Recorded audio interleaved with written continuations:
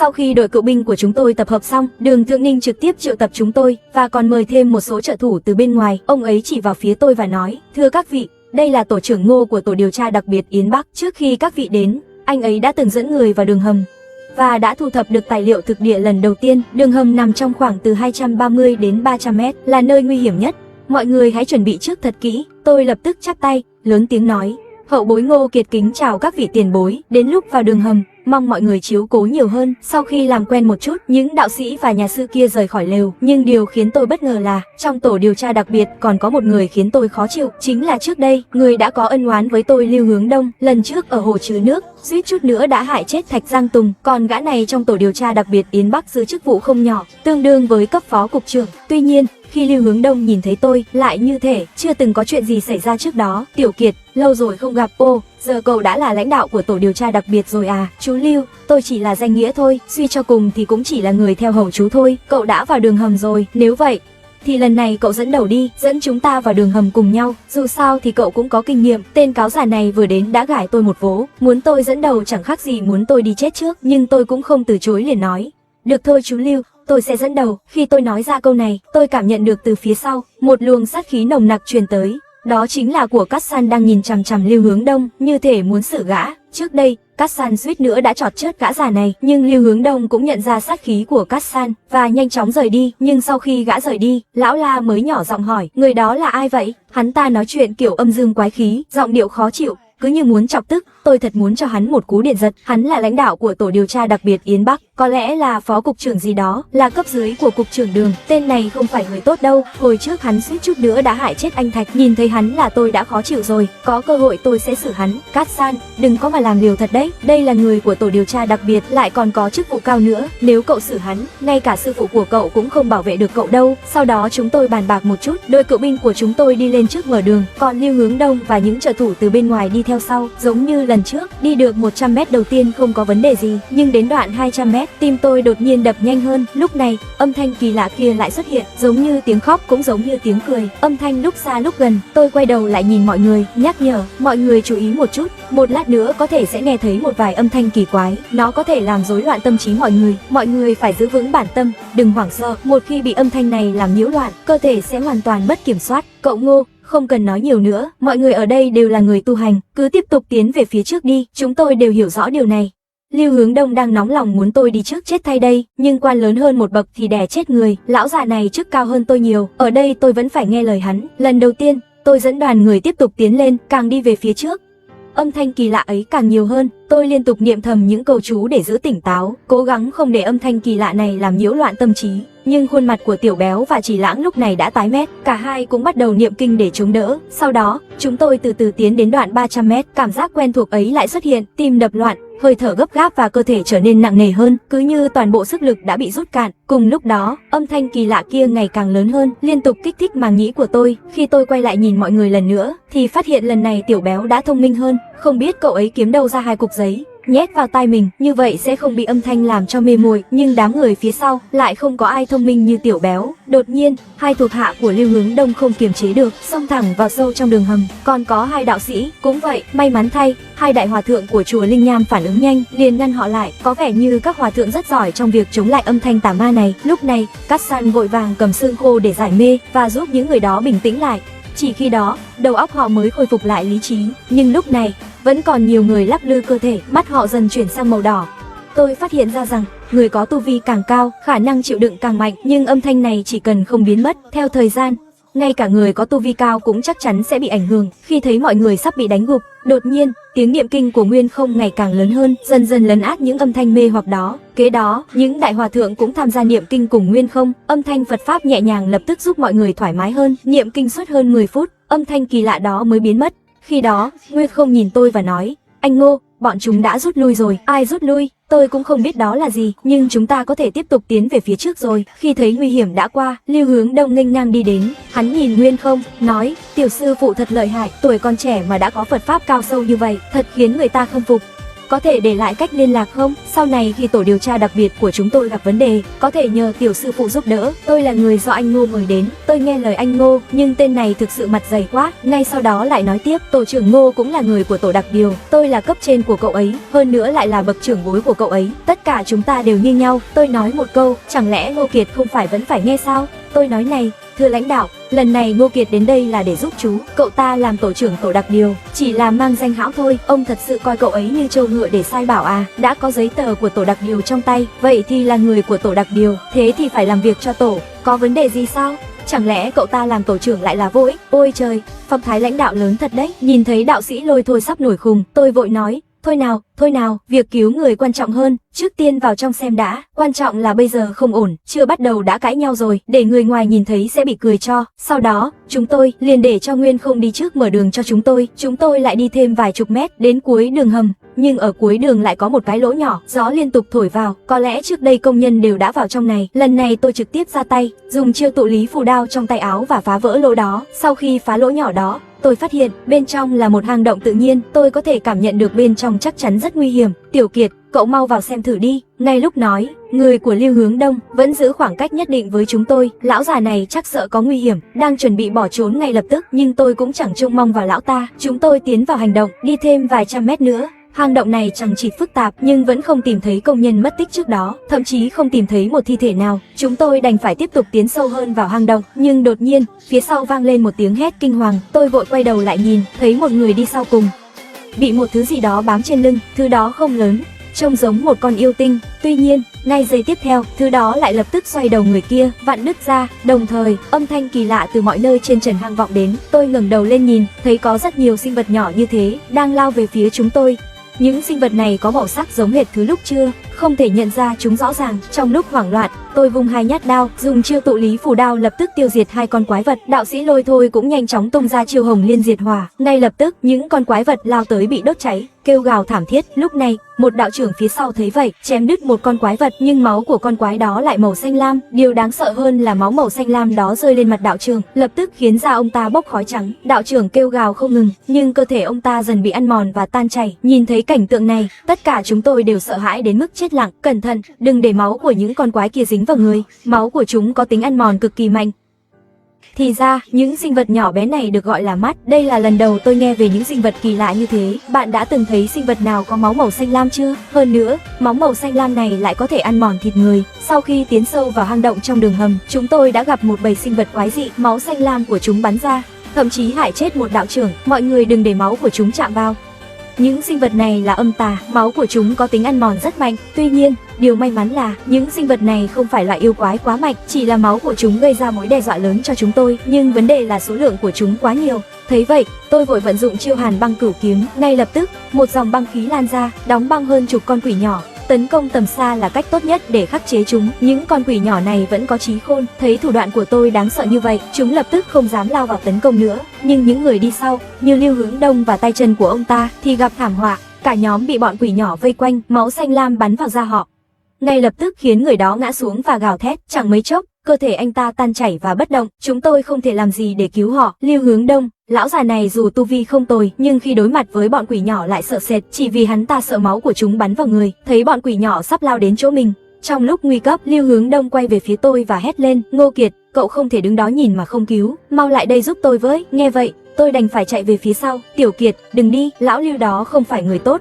chết cũng đáng đời, nhưng những người đi cùng ông ta vô tội, tôi không thể đứng nhìn mà không cứu. Nghe tôi nói vậy, đạo sĩ Lôi Thôi mới buông tay. Tôi nhanh chóng chen qua đám người, vung liền vài chiêu, đóng băng toàn bộ bọn quỷ nhỏ xung quanh. Lúc này, Chỉ Lãng cũng tung ra chiêu 81 kiếm, tiêu diệt bọn quỷ nhỏ từ xa. Trong khoảng thời gian ngắn, chúng tôi đã tiêu diệt hơn 100 con quỷ nhỏ, nhưng số lượng của chúng vẫn còn rất nhiều. Nếu cứ tiếp tục thế này, chúng tôi sẽ bị mắc kẹt ở đây. Tôi bỗng nghĩ ra một kế, nên liền vận nội lực và tạo ra 4 phi giáo bằng giáp. Những phi giáo lao thẳng vào bọn quỷ nhỏ, mà máu xanh lam của chúng không gây ảnh hưởng gì đến băng. Ngay lập tức, tình hình được kiểm soát, những con quỷ nhỏ còn lại dường như bỏ chạy. Lưu Hướng Đông thấy nguy hiểm đã qua, liền nhìn tôi và nói, Ngô Kiệt, cậu thật không có tình nghĩa, để lâu như vậy mới đến giúp, có phải cậu muốn tôi chết không? Nghe hắn nói vậy, tôi thật sự hối hận vì đã đến đây. Chú Lưu, bên chúng tôi cũng rất nguy hiểm, không thể chỉ vì cứu chú mà bỏ qua sự an toàn của anh em tôi được. Họ đến đây là vì nể mặt tôi phải bảo vệ họ an toàn. Lần sau chú nhanh lên chút đi, những thứ này thật đáng sợ.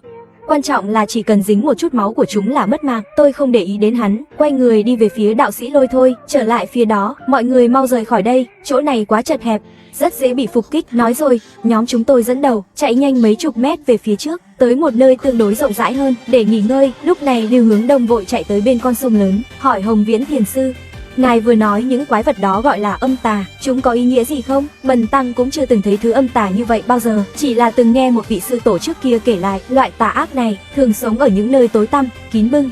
Do sự hỗn loạn của âm khí, uế khí và sát khí ngưng tụ lại mà hình thành nên sự hung ác. Máu của chúng có màu xanh lam, có tính chất cực kỳ ăn mòn, hiếu chiến và tàn bạo. Hơn nữa, khi những con quỷ này tụ lại với nhau thì chúng sẽ phát ra những âm thanh kỳ lạ, có thể mê hoặc tâm trí con người, khiến người ta phát điên, phát cuồng, không thể kiểm soát được.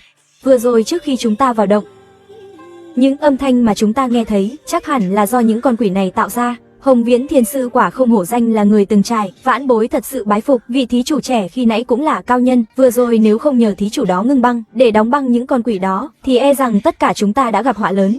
Chỉ tiếc là cậu ta vẫn ra tay hơi chậm.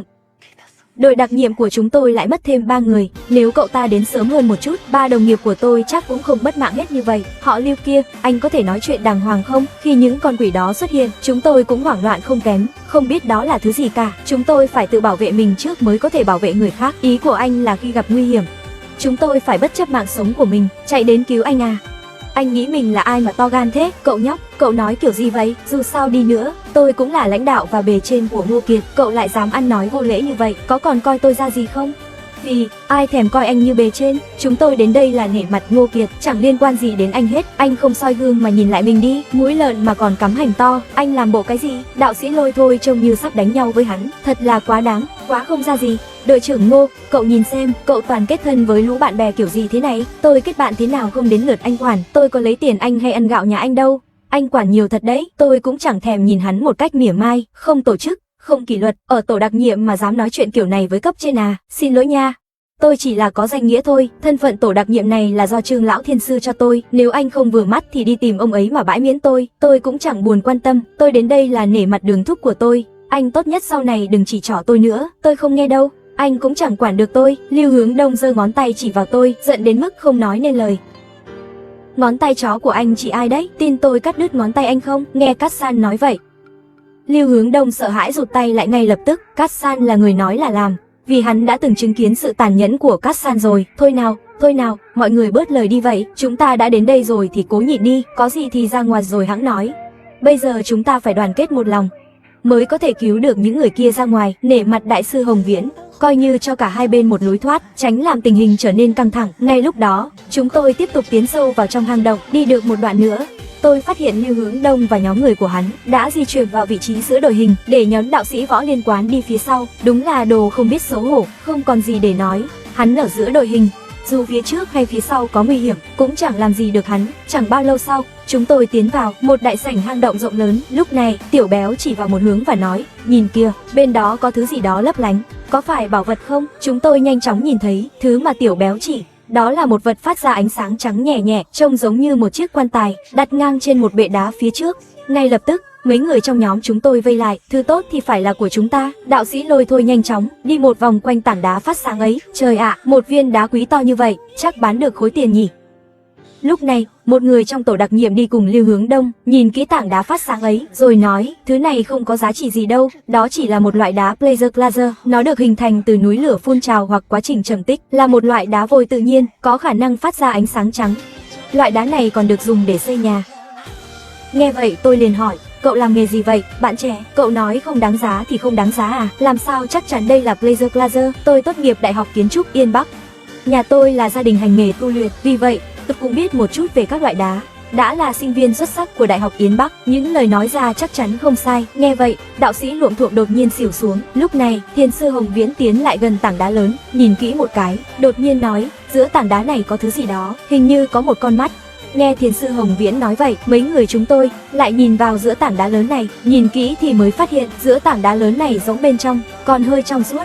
Nhìn từ trên xuống, bên trong thực sự có thứ gì đó, so với con mắt chúng tôi từng gặp trước đây, kích thước lớn hơn một chút. Điều kỳ lạ hơn là, con mắt này không chỉ to lớn, mà toàn thân còn đỏ tươi, nó nhắm chặt lại, trông như đang ngủ. Hồng Nhãn Thiền Sư, con mắt này sao lại khác với những gì chúng ta từng thấy trước đây? Thiền Sư Hồng Nhãn nhìn chằm chằm vào con mắt giữa tảng đá, nhìn kỹ một cái, rồi đột nhiên, sắc mặt đại biến, không ổn rồi, đây là Kim Mẫu Vương, những con mắt chúng ta gặp trước đây đều là hậu duệ của Kim Mẫu Vương này, thứ này cực kỳ nguy hiểm, mọi người mau lùi lại. Hồng Nhẫn Thiền Sư, thứ này đã ngủ rồi, có gì đáng sợ đâu, ngài cứ nói thẳng cho chúng tôi biết, trên người Kim Mẫu Vương này có bảo vật không? Lão nạp từng nghe tổ sư nói qua, những con mắt bình thường thì dễ đối phó, nhưng Kim Mẫu Vương thì vô cùng khó nhằn, toàn thân đỏ tươi như máu, xung quanh thân còn có ngọn lửa mãnh liệt, chỉ cần bị nó chạm vào, cơ thể sẽ ngay lập tức bị lửa thiêu cháy, chỉ trong nháy mắt là hóa thành tro bụi. Một khi gặp Kim Mẫu Vương, thì phụ mắt cũng không còn xa đâu. Mà Kim Mẫu Vương này, ước chừng đã sống hàng trăm, thậm chí hàng ngàn năm, toàn thân đều là bảo vật, nếu có thể luyện hóa nó, có thể luyện hóa ra một số đan dược để tăng cường cơ thể, hoặc dùng để chữa thương. Hơn nữa, ta nghe tổ tiên của ta nói rằng, bên trong cơ thể của Kim Mẫu Vương này còn có hỏa phách, có thể dung hợp với pháp khí thuộc tính hỏa, khiến uy lực của pháp khí tăng lên gấp nhiều lần. Thanh kiếm gỗ sét của đạo sĩ Lôi Thôi là một pháp khí thuộc tính hỏa, nếu có được hỏa phách thì thanh kiếm gỗ sét của hắn sẽ phát huy sức sát thương mạnh mẽ hơn nữa. Ha ha, cái này hay đây, con Kim Mẫu Vương này là của ta, không ai được tranh với ta. Thế nhưng ngay lúc này, Lưu Hướng Đông lại bước ra, nói rằng, tiểu đạo trưởng La, ngươi là đệ tử đạo môn, sao lại có thể không giác ngộ như vậy? Các ngươi là do tổ đặc điều mời đến để hỗ trợ điều tra, dù gặp được thứ quý giá gì đi nữa, cũng phải giao nộp lại, tổ đặc điều của chúng ta sẽ giữ làm vật chứng. Họ Lưu kia, đừng có nói nhảm với ta, Đường cục đã nói rồi, chỉ cần chúng ta đến đây, thì mọi thứ tốt đẹp tìm được tại đây, đều là của chúng ta, ngươi có ý kiến thì đi tìm Đường cục mà nói, đừng có đứng trước mặt ta mà om sòm, như một con ruồi, thật phiền phức. Đường cục nói cũng không đáng tin, ở Yến Bắc, không phải chỉ mình hắn có tiếng nói, thứ này nhất định phải giao nộp. Không khí trong hang động này, lập tức trở nên căng thẳng. Ta nói chư vị, các người đừng quên, chúng ta đến đây là để cứu người, thứ này cứ để ở đây. Đợi khi cứu người xong rồi quay lại lấy cũng không muộn, dù sao nó cũng không thể tự chạy mất. Cũng được, các người đi dò đường trước đi, người của tổ đặc điều chúng ta sẽ ở lại đây, trước tiên phong ấn thứ này lại. Chúng ta làm xong việc chính rồi quay lại lấy, tại sao chúng ta phải đi dò đường, còn các ngươi thì không? Ta là phó cục trưởng tổ đặc điều, ở đây tất cả phải nghe ta chỉ huy, ngươi có ý kiến sao? Lúc này, đạo sĩ Lôi Thôi đảo mắt một vòng, đột nhiên thay đổi thái độ. Tiểu béo, chúng ta nghe lời Lưu cục đi, đi lên phía trước dò đường thôi, tay không vặn lại nổi đùi lớn. Lúc này, đạo sĩ Lôi Thôi còn nháy mắt với tôi, ra hiệu tôi dẫn những người khác rời đi, vừa nãy đã nói rồi, rủi ro cao đi kèm với phần thưởng cao, Kim Mẫu Vương này tuy là thứ tốt, nhưng đâu dễ mà lấy được. Thứ này chắc chắn rất hung dữ, một khi Lưu Hướng Đông và người của hắn mở ra, không biết sẽ gây ra chuyện gì. Nếu lão già này bị Kim Mẫu Vương giết chết thì càng tốt, bên trong khối pha lê khổng lồ lại phong ấn Kim Mẫu Vương. Hơn nữa, theo lời Hồng Viễn Thiền Sư, Kim Mẫu Vương không chỉ có thể luyện hóa ra đan dược mà trong cơ thể còn có hỏa phách. Nghe đến đây, đạo sĩ Lôi Thôi đã quyết tâm phải lấy được hỏa phách. Vậy mà, Lưu Hướng Đông dựa vào việc mình là phó cục trưởng tổ đặc điều, ra lệnh cho chúng tôi đi mở đường phía trước để người của hắn trông chừng Kim Mẫu Vương này. Chúng tôi đều biết, lão già này chỉ muốn chiếm giữ nó cho riêng mình. Trước đó, Đường Thượng Ninh đã hứa với chúng tôi rằng, chỉ cần thứ gì trong đường hầm đều thuộc về nhóm lão lục của chúng tôi. Nhanh đi dò đường phía trước đi. Tôi là phó cục trưởng tổ đặc điều, ở đây tất cả nghe tôi chỉ huy, nhưng đạo sĩ Lôi Thôi lại nảy ra ý xấu, nói, các anh em, chúng ta đi thôi, phía trước chắc chắn còn có thứ tốt, chúng ta đi xem thử. Nghe tôi và đạo sĩ Lôi Thôi nói vậy, mọi người cũng đành phải đi theo. Lưu Hướng Đông biểu hiện quá xấu xí, đến cả người của Linh Ngôn Tự và Đài Miếu nhìn thấy, cũng đều tỏ vẻ khinh bỉ, hắn thực sự khiến mọi người ghét bỏ. Nếu không phải phía trên có người chống lưng, thì Lưu Hướng Đông này chắc đã bị người ta đánh không biết bao nhiêu lần rồi. Đi được vài chục mét, chúng tôi rẽ vào một khúc cua, chúng tôi trốn sau một khối thạch nhũ khổng lồ. Các ngươi trốn ở đây làm gì? Không phải đã đi lên phía trước dò đường rồi sao? Hồng Diện Thiền Sư, đừng vội đi, một lát nữa Lưu Hướng Đông có thể gây chuyện đấy, biết đâu lại có trò vui để xem. Quả nhiên, ngay khi thấy chúng tôi rời khỏi, Lưu Hướng Đông liền ra lệnh cho mấy người trong tổ đặc điều mở thứ đó ra. Kim Mẫu Vương, này, chúng ta phải thu giữ, không thể để rơi vào tay đám giang hồ đó được, nói nghe thì chính nghĩa. Nhưng thực ra là Lưu Hướng Đông muốn chiếm bảo vật cho riêng mình. Khối đá phát sáng trong suốt đó, dường như được chia thành hai phần trên dưới, ở giữa là rỗng. Rất nhanh, những người tổ đặc điều đã mở phần bên trên ra, lộ ra Kim Mẫu Vương bên trong. Ngươi, ôm lấy Kim Mẫu Vương ra đây. Một người trong tổ đặc điều sững lại. Rõ ràng trên mặt hiện lên vẻ sợ hãi, không dám động vào. Ngươi sợ cái gì? Kim Mẫu Vương này đã chết rồi, chỉ là một cái xác mà thôi. Người của tổ đặc điều không thể không làm, đành ôm Kim Mẫu Vương ra ngoài. Thứ tốt, thứ tốt. Nhanh chóng gói nó lại, mang theo bên mình. Thấy cảnh này, chúng tôi cũng hơi khó hiểu, chẳng phải nói Kim Mẫu Vương rất nguy hiểm sao, sao lại không thấy động tĩnh gì? Cứ như mặc cho họ muốn làm gì thì làm, chẳng lẽ Kim Mẫu Vương này thật sự đã chết rồi? Rất nhanh, Lưu Hướng Đông ra lệnh dùng vải bọc Kim Mẫu Vương lại. Trời ạ, chúng ta tính sai rồi, một bảo vật quý lại rơi vào tay Lưu Hướng Đông, thật là bực mình.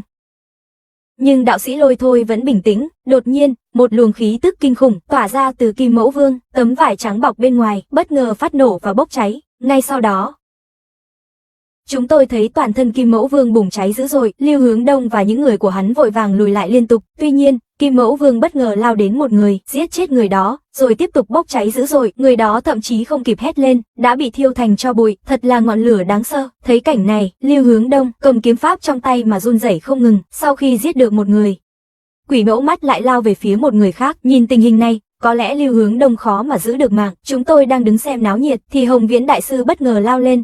Những nhà sư phía sau cũng chạy theo, đám hòa thượng này thật sự phá hỏng chuyện tốt của chúng tôi. Lưu Hướng Đông liền dùng 2 lá bùa vàng mới có thể đẩy lùi Kim Mẫu Vương, nhưng nhóm hòa thượng nhanh chóng chạy đến bên Lưu Hướng Đông. Ngay lúc này, tiếng hét của Kim Mẫu Vương vang lên, trước mặt chúng tôi xuất hiện vô số con mắt, có vẻ như Kim Mẫu Vương đã triệu tập tổ tiên và con cháu của nó. Giờ chúng tôi cũng không thể không ra tay. Đạo sĩ Lôi Thôi lập tức dùng lửa để ngăn chúng lại, nhưng những con mắt vẫn lao đến điên cuồng. Thấy vậy, tôi liền sử dụng chiêu Hàn Băng Cửu Kiếm để tạo băng, phong tỏa miệng hang phía bên kia, nếu không, những con mắt sẽ liên tục xuất hiện không ngừng. Sau đó, chúng tôi chỉ có thể lùi về phía Lưu Hướng Đông. Chúng tôi muốn Lưu Hướng Đông bị Kim Mẫu Vương xử lý, nhưng cũng không thể để đám hòa thượng này chết hết được. Nếu sau này còn gặp nguy hiểm, chúng tôi sẽ không có ai hỗ trợ. Nhưng, muốn bắt kẻ địch trước hết phải hạ gục Kim Mẫu Vương trước. Sau đó Kim Mẫu Vương bất ngờ lao về phía chúng tôi sử dụng ngay một chiêu tụ lý phù đao và đánh bay nó ra xa, nhưng thứ này có sức sống cực kỳ mạnh mẽ. Hồng Viễn thiền sư, các vị hãy giúp ngăn những con mắt khác lại, còn Quỷ Mẫu mắt này để chúng tôi xử lý. Nếu chúng tôi hạ được Kim Mẫu Vương, những con mắt nhỏ chắc chắn sẽ không dám tiếp cận nữa.